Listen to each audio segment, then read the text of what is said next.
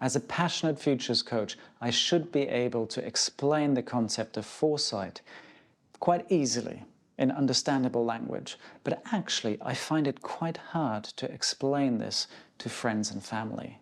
So the challenge in this video is for me to explain foresight in a relatively short period of time and in an interesting manner. I don't want to be the bore that takes over the dinner conversation.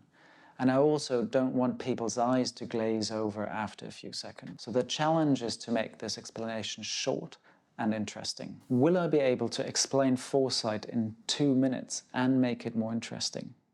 Let's find out and start the clock. Foresight is not about predicting the future.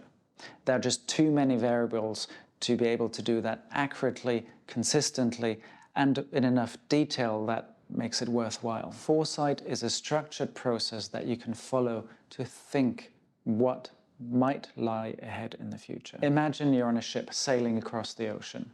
You're the captain responsible that the ship reaches its destination. But here's the catch. The weather, the currents, and the tides are unpredictable.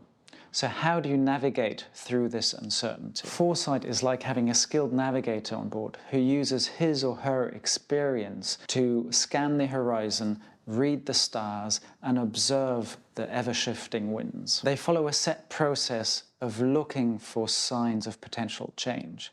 And based on these signals, they make predictions of what may lie ahead. The importance here is the recognition that our future is not fixed or predetermined, but that a range of potential futures can happen depending on different change factors and our own decisions that we make. It's like a game of chess, which has numerous ways of playing out.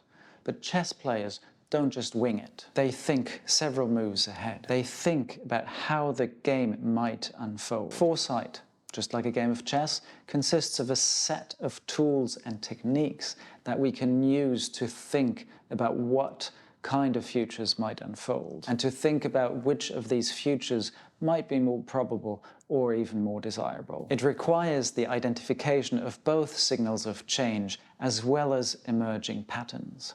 But it also requires imagination, critical thinking, and the willingness to accept or to identify, to reflect on our own assumptions and biases. Foresight is like assembling the puzzle pieces of the present and looking at the pieces of the future that are still missing in order to paint a picture, an overall picture of that puzzle of potential future. By engaging in foresight, organizations are likely to be more successful and be more resilient going into the future. Hold the clock. Did I stick to the time? More important than me hitting that 2-minute mark is how you can get started on your foresight journey. Watch this step-by-step guide to horizon scanning in order to identify change drivers affecting your organization and to start your foresight journey today.